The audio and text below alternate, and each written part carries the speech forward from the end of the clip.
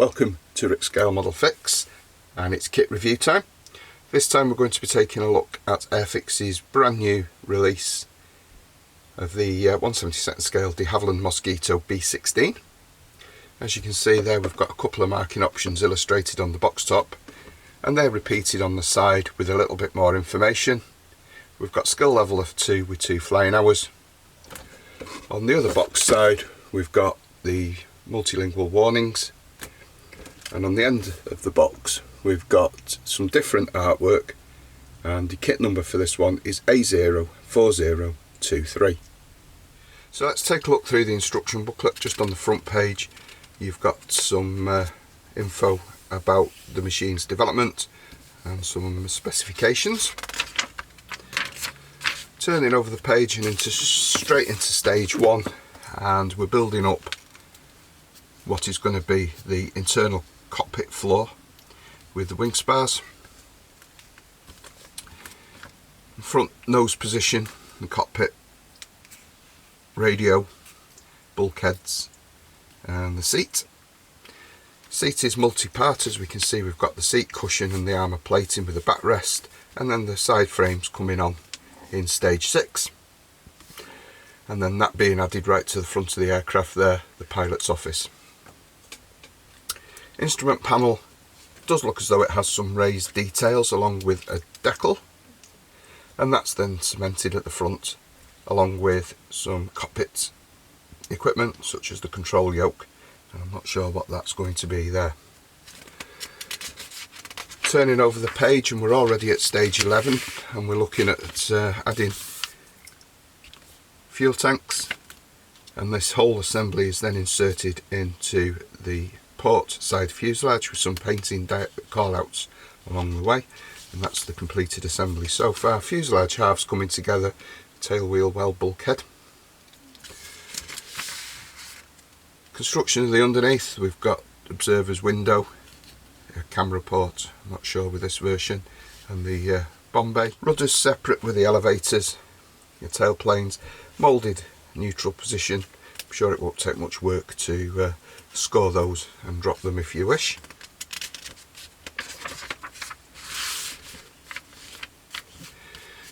So this is the first time I've seen this in an Airfix kit, but some little tips and pointers to help the modeller. So while we're on the assembly of the undercarriage, it's actually using the wing section as a jig to build up each undercarriage unit. Just saying, do not glue, which means that you can remove the whole built up article and put it to one side, and then add that prior to completion of the model after painting.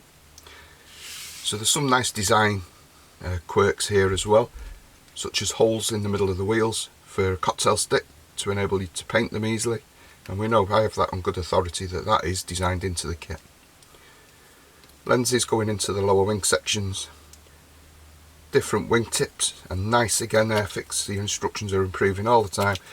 We've actually got port and starboard markers on there. Again, we've got arrows on the instruction book here showing the directions of the exhaust backing plate, and make sure you get those exhausts in the right position. And they're also split into 2 halves, that's interesting. Turning the page once more, we're onto the engine nacelles after completing the other side of the exhausts.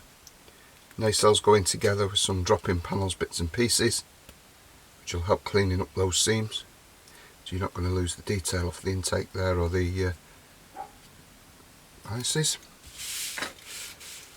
And you work on your seam lines. Just removing some parts there for gear up, and then we have a mask in the form of a complete wheel well door section. Nice touch again. Again, orientation arrows on the radiators for the wings, and the wings coming together onto those spars that we completed previously.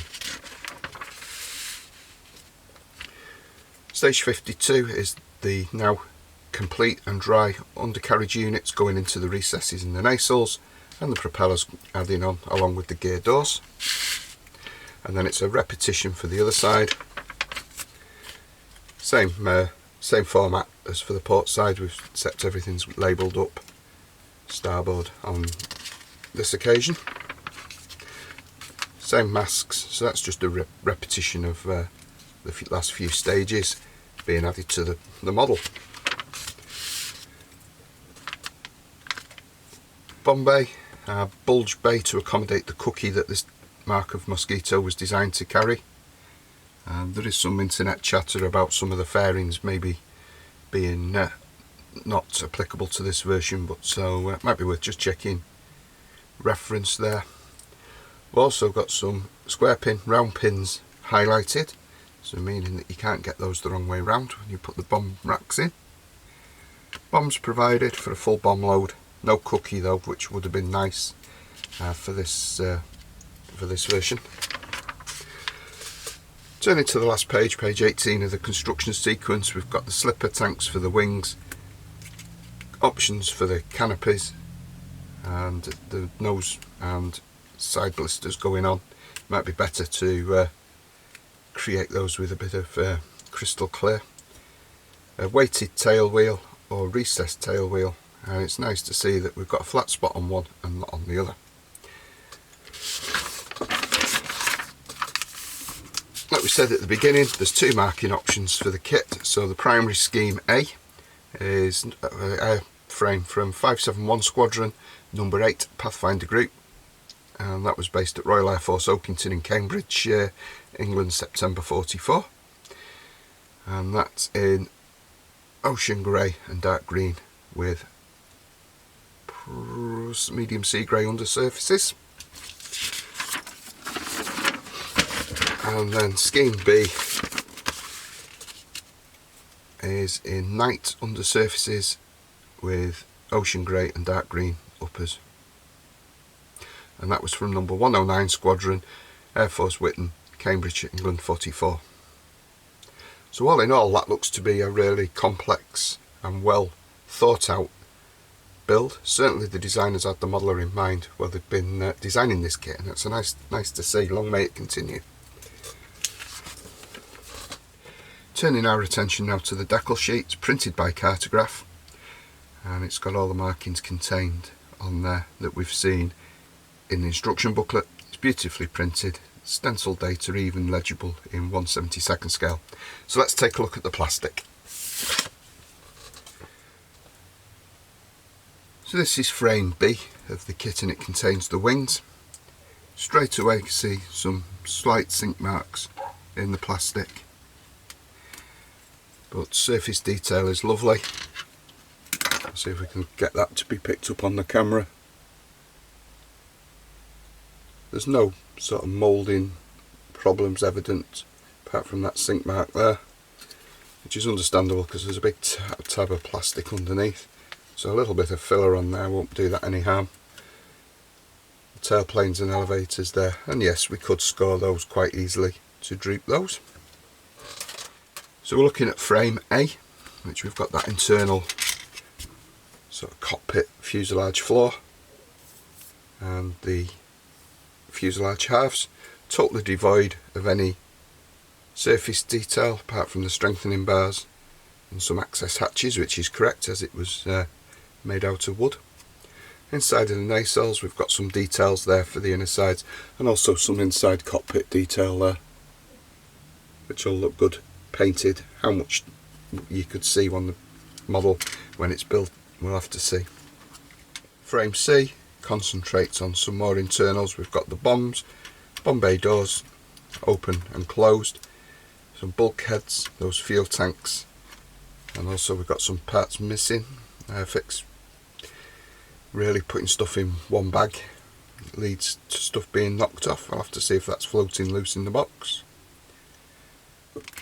This is frame F. There's two of these in the kit, and there's that mask, as we can see, that was highlighted in the instructions. So nice touch there, Airfix. Wheels looking nice.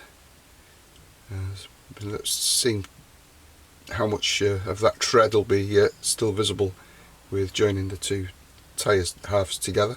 But there's that hole that we were saying was designed in to allow the modeller to spin the wheel on the cocktail stick to ease painting, and there's those arrows that we saw, so you make sure you get the correct orientation of the parts when they're being fitted to the model.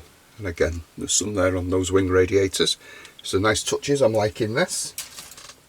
Frame G concentrates again on some internals, so we've got that forward cockpit floor, the instrument panel, which is just raised discs with a little bit of detail there, relying probably more on the decal.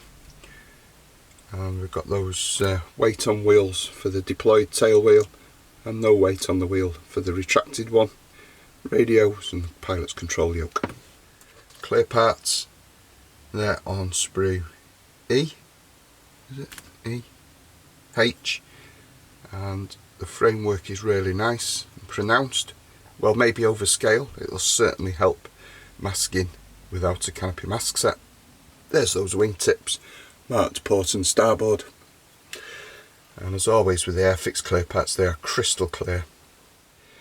So there we go, that's a brief look in the box of Airfix's brand new 1/72 scale de Havilland Mosquito B.16. The kit looks quite enticing, I can't wait to get that on the workbench, and who knows, it might even feature as a future video build. So until next time, everyone, please look after yourselves, stay well and take care.